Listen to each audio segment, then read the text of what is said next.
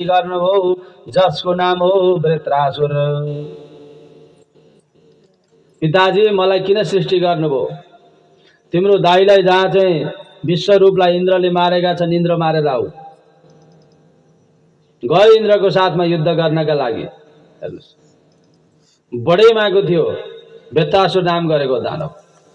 दानव र युद्ध, इन्द्रको युद्ध हुँदै अगाडि बढ्नु, स्वाहा गरेर तान्यो भने त इन्द्रलाई निल्दिन्थ्यो वृत्रासुर नाम गरेको दानवले। फेरि फु गरेर फुक्दाखेरि पर गरेर पछारिन्थे। हेर्नुहोस्, एक दिन त निलेर अनि निदाउने काम गरे। सर इन्द्रलाई निलेका छन्, पेटमा लगाएर राखेका छन्, निदाएका छन् आनन्दले। हेर्नुहोस्, त्यही बेलामा देवतालाई खपि नसक्नुभयो। के गर्ने होला, कसो गर्ने होला? जृम्बना भनेको राजन अल्छे लगाएर लगाइदिएछन्। अल्छी लगाएपछि के हुन्छ? हाई आउँछ। हाई आएपछि मुख बाउँछ, होइन? त्यही बेलामा निक्ले, फेरि इन्द्र मुखबाट निक्लेर भाग्ने काम गर्छ। हेर्नुहोस्, यसरी भाग्दै अगाडि बढे। धेरै समय युद्ध भयो वृत्रासुर दानव र इन्द्रको, घमासान प्रकारको युद्ध। अगाडि बढ्दै बढ्दै बढ्दै जानु, यतापट्टि अगाडि बढ्दै जाँदाखेरिमा फेरि पनि देवताहरूलाई चिन्ता भयो, अब के गर्ने दानवलाई। त्यही बेलामा परमात्माले आग्रह गर्नुभयो, हे देवता हो, वृत्रासुर नाम गरेको दानवलाई वध गर्नुपर्छ भने दधिजी नाम गरेको ऋषिको हड्डी ल्याउनु पर्छ। दानवको मृत्यु हुन्छ, नभए हुँदैन। देवताहरू दधिजी नाम गरेका ऋषिका साथमा जानु। गएर भने गुरुदेव किन, के चाहियो? शरीर दान गर्नु पर्यो, हड्डी चाहियो। यसो विचार गरे, आखिर अब मेरो शरीर जति बेला भयो भने जाने, खेरै जाने शरीर हो। अब सधैँभरि बाँच्ने भए पो नदेऊ भन्नुहुन्छ, लैजाऊ। दधिजी नाम गरेको ऋषिले आग्रह गर्ने काम गर्नुभयो। लैजाऊ त भने राजन, तर कसरी लानु? नलीहुट्टाको हड्डी चाहिएको छ, लैजाऊ भने शरीरले दान गर्दै। क्षीरसागरमा गए, पानी लिएर आए, त्यो पानी लगाएर दधिजी ऋषिको शरीरमा खनाइदिए। हेर्नुहोस्, क्षीरसागरको पानी अत्यन्तै नुनिलो हुन्छ। गाईहरू चढ्दै चढ्दै चढ्दै आए, नुनिलो भेट्दै भेट्दै भेट्दै गए। गाईको जिब्रो राजन खस्रो हुन्छ, त्यही खस्रो जिब्रोले गएर चाट्न थाले। नुन हालेको शरीर गलित भएको थियो, अन्तिममा हड्डी मात्रै बाँकी रह्यो। हड्डी मात्रै बाँकी रहेर त्यो हड्डी लिएर कहाँ गए? अस्त्र बनाएर जहाँ चाहिँ इन्द्रको हातमा पुग्यो। इन्द्रको हातमा अस्त्र पुगिसकेपछि, त्यो वज्र पुगिसके पश्चात राजन वृत्रासुरले थाहा पायो, अब मेरो समय सकियो। कसको काल केमा, कसको काल केमा भन्ने हुन्छ। दधिजी नाम गरेको ऋषिको नलीहुट्टाको हड्डीमा काल बसेको थियो वृत्रासुर दानवको। हेर्नुहोस्, अब दानवले थाहा पाएर उसले अब सारा कुरालाई त्याग गरेर परमात्माको ध्यान गर्न थाल्यो उसले। हेर्नुहोस्, ऊ के भन्छ? न नाग पृष्ठम न च पारमिष्ट्यम न सार्वभौमम न रसाधिपत्यम न योग सिद्धिर र पुनर्भवम वा समञ्जसत्वा विरहस्य काङ्क्षे। उसले के भन्यो? न स्वर्ग चाहन्छु न सत्यलोक न चक्रवर्ती न रसाधिपत्य न सिद्धि खोज्छु न त मुक्ति रोज्छु खाली हरिको पदवी म खोज्छु। कसले प्रार्थना गर्यो? दानवले। हेर्नुहोस्, दानवले कस्तो बुद्धि आएको होला। ले के भन्छ? म स्वर्ग पनि चाहन्न, म सत्यलोक पनि चाहन्न, म चक्रवर्ती राजा बन्न पनि चाहन्न, म यो पृथ्वीको अधिपति पनि बन्न चाहन्न, म सिद्ध पुरुष पनि भन्न चाहन्न, म मुक्ति पनि खोज्दिन प्रभु। मैले के खोजेको छु भने खाली हरिको पदवी म खोज्छु। मलाई हजुरको पाउ भए हुन्छ। कसले भनेको? दानवले। तर राजन अहिलेका मानवहरू यसो भन्नेवाला छैनन् भन्छन् त। राजा पनि चाहिँदैन भन्छ। अहिले राजा पायो भने जाँदैन मान्छे, मन्त्री पायो भने त गुटमुटेर जान्छ। दानवले मलाई केवल हरिको पाउ भए भन्छ। उनले प्रार्थना गरे, के भन्छ? अजात पक्षा इव मातरम खगाः स्तन्यम यथा वत्सतरः क्षुधार्तः प्रियं प्रियेव विशुद्धं विषण्णा मनोरविन्दाक्षते त्वम् बाछा जसो सुखधेनु हेर्न छन् साना चरा नित्य सोमात्री खोज्दछन् खोज्छिन् जसो प्रेयस हेर्न प्यारी त्यस्तै महौ श्री हरि हेर्नलाई। भगवान म हजुर मात्रै चाहन्छु, मलाई अरू कुनै पनि इच्छा छैन। अब दानवले भन्छ, के भन्यो? बाछा जसो सुखधेनु हेर्न छन्। भर्खर घरमा गाई ब्याएकी छन् है, त्यो गाईले बाछो गोठमा छोडेर चर्न जान्छन्। अब त्यो चर्न गएको अवस्थामा त्यो गाई र बाछोको वियोग हेर्नुहोस् त कस्तो हुन्छ। त्यो बाछो के भनेर बसिरहेको? कतिखेर आमा आउँछिन्, कतिखेर म स्तनपान गरौँला, ड्वा ड्वा गरेर कराएर बसेको हुन्छ। उतापट्टि राजन त्यो गाईको माउ जति टाढाबाट सुनेको भए पनि आवाज सुनेपछि राजन कराउन थाल्छ गाई।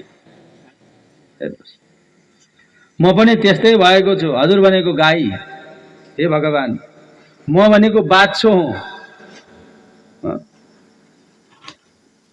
जसरी त्यो गाईको बाछोले आफ्नी आमालाई खोजिराखेको छ, प्रभु म पनि हजुरलाई त्यसै गरी खोजिराखेको छु। हरिको पाउ रोजिराखेको छु मैले। साना चरा नित्य सोमात्री खोज्दछन्। त्यो भर्खर गुणमा बसेका चराहरूलाई हेर्नुहोस् त, भर्खर जहाँ चाहिँ अन्डा फुटाएर बच्चा निकालेका हुन्छन् चराहरूले, अनि ती चराका बच्चाहरू चिर चिर चिर गरेर खान खोज्छन्, अनि ती माउहरू खान लिनका लागि टाढा टाढासम्म बेग हानेर गएका हुन्छन्। त्यो वियोग हेर्नुहोस् कस्तो हुन्छ। कतिखेर आमा हुनुहुन्छ, कतिखेर बा हुनुहुन्छ, चारो ल्याउनुहुन्छ र खान पाइन्छ भनेर बसेका हुन्छन्। बल्ल बल्ल बल्ल माउले चारो लिएर आउँछन्, चुच्चामा चुच्चो जोडाएर खुवाउने काम गर्छन् राजन। त्यो चराको बच्चा भनेको म हो, माउ भनेको भगवान हो। हे हरि, म त्यस्तै विक्षिप्त अवस्थामा छु जस्तो चराको बच्चालाई परेको पीडा थियो। म त्यसै गरी हरिको जहाँ चाहिँ हजुरको पाउ खोजिराखेको छु। खोज्छन् जसो प्रेयस हेर्न प्यारी। भर्खर विवाह गरेर आफ्ना पत्नीलाई छोडेर विदेश गएका पुरुष हेर्नुहोस् त कस्तो हुन्छ। भर्खर विवाह भएको छ, श्रीमती छोडेर विदेश गएका छन्, तिनको वियोग कस्तो हुन्छ हो।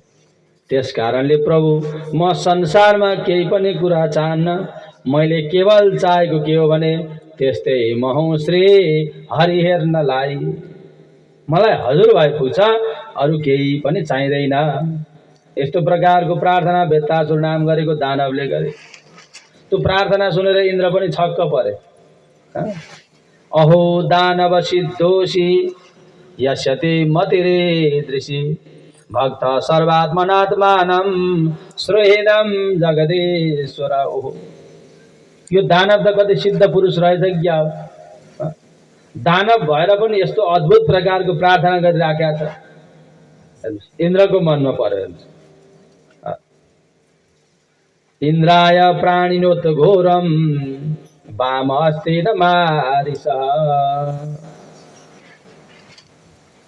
अब यसरी वृद्धासुर नाम गरेको दानवलाई इन्द्रले के गर्ने काम गर्नुभयो? वध गर्ने काम गर्नुभयो। त्यही दधिचे नाम गरेको ऋषिको जुन हड्डी थियो त्यो ल्याएर वज्र बनादियो, त्यसलाई प्रहार गरेर वाम अस्ति न मारिस वध गरिदिने काम गर्नुभयो। अब त्यो वध गर्दाखेरि फेरि ब्रह्म हत्याको पाप आइलाग्यो त। हेर्नुहोस्, अब यी पनि त ब्राह्मण हुने होइन, ब्राह्मण मार्दाखेरि ब्रह्म हत्याको पाप आइलागेको थियो, फेरि पनि हत्या गरे। फेरि पनि ब्रह्म हत्याको पाप आइलागेर मानसरोवर नाम गरेका तलाउमा कमलका तन्तुमा गएर राजन दिव्य 1000 वर्षसम्म दिव्य बस्नु पर्यो ब्रह्म हत्याको पापले। हेर्नुहोस् उतापट्टि के भयो, राजन जहाँ चाहिँ नहुस थिए एकजना, नहुस नाम गरेका राजा इन्द्रको रानीहरूको साथमा गएछन्, इन्द्राणीका साथमा। ए रानी हो, अब तिमीहरूका पुरुष आउँदैन, मेरो साथमा विवाह गर भन्छ। इन्द्र गएर मानस सरोवर तलाउमा लुकेर बसेका छन्। अहिले राजा नहुस गएर त्यसो भन्छन्, असाध्य अप्ठ्यारोमा पारे। अप्ठ्यारोमा पारिसके पश्चात हुन्छ महाराज, नहुस हामी हजुरका साथमा विवाह गर्छौँ, तर सवारी नौलो ल्याउनु पर्छ, कसैले नल्याएको सवारी हुनुपर्छ बिहे गर्ने भए। हुन्छ भने राजा नहुस गए, दुर्वासा इत्यादि गरेका ऋषिहरूलाई बोलाएर पाल्की बनाएर दुला बनेर हिँडेछन् अगाडि। उनलाई कतिखेर सची इन्द्राणीलाई भेटौँ जस्तो भएको थियो है। बाटोमा जाँदाखेरि शीघ्र शीघ्र भन्दा रहेछन्, शीघ्र चाँडो हिँड भनेको स्वर्ग दुला बनेर हिँडेको थियो। चाँडो हिँड शीघ्र शीघ्र भनेको थियो। शब्द अपभ्रंश भयो, राजन ऋषिहरूलाई पाल्की बोकाएको कारणले गर्दाखेरि सर्प भएछ। शीघ्र शीघ्र भनेको सर्प भएछ। ऋषिहरूलाई रिस उठेर भन्दछन्, ए राजा हामी सर्प होइन, तिमी नै सर्प। राजा नहुस बेहुला बनेर हिँडेको थियो, सर्प बनेर पाल्कीबाट झरेर बाटो लाग्ने काम गरे। राजन यतापट्टि सची जो इन्द्राणी रानीहरू हुनुहुन्थ्यो उहाँहरूको पनि सतीत्व डगेन। 1000 वर्ष बसेर आएर इन्द्रले के गरे, अश्वमेध नाम गरेको यज्ञ लगाए। हेर्नुहोस् त्यो यज्ञ लगाइसके पछाडि उनका सारा प्रायश्चितहरू नाश भएर अब स्वर्गमा इन्द्रले पुनः भनेको फेरि पनि राजन राज्यलाई अगाडि बढाउनु भयो। अब यतापट्टि सुखदेव स्वामीका साथमा राजा परीक्षितले सोध्नुभयो, उहाँलाई शङ्का भयो। के शङ्का भयो? त्यो दानव जुन वृत्रासुर नाम गरेको दानव थियो, त्यो दानवले मृत्युका बखतमा त्यस्तो अद्भुत प्रकारको प्रार्थना कसरी गरे, त्यो सम्भव कसरी भयो? किनकि संसारमा रहेका मानिसहरू त त्यस्तो प्रार्थना गर्न चाहँदैनन्, सक्दैनन् हैन। तर त्यो दानवले त्यसरी प्राप्त गर्नु पहिलो जन्मको के को पुण्य रहेछ। पूर्व जन्मको पुण्य नभइकन त त्यो आउँदैन नि। राजा परीक्षितले सुखदेव स्वामीलाई सोध्ने काम गरिसके पछाडि अब सुखदेव नाम गरेका स्वामी आग्रह गर्नुहुन्छ, आसीत राजा सार्वभौमम सुरसेनी शुभेन्द्रपः चित्रकेतुरिति ख्यातो यस्यासित कामधुङ मही। सुरसेन नाम गरेको एउटा देश थियो, त्यही सुरसेन नाम गरेको देशमा चक्रवर्ती सम्राट हुनुहुन्थ्यो राजन, जसको नाम हो चित्रकेतु। के हो राजाको नाम? हो। यता हेर्नु पर्यो, बेला बेला प्रश्न सोध्ने बित्तिकै गुरुले बोलायो भनेर थाहा पाउनु पर्यो।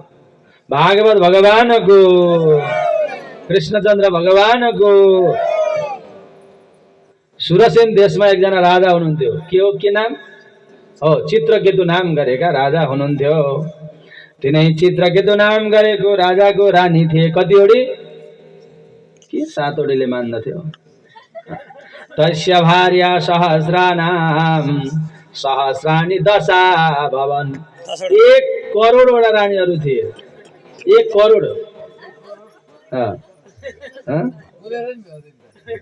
चित्रकेतु भनेको जीव हो, त्यसरी बुझ्नुपर्छ कि। अब यो हाँसो ठट्टा भन्दा पनि चित्रकेतु भनेको राजा भनेको जीव हो, जीवका रानी धेरै हुन्छन् हैन। जीव हो भनेर बुझ्नुपर्छ, जीवका रानीहरू धेरै हुन्छन्।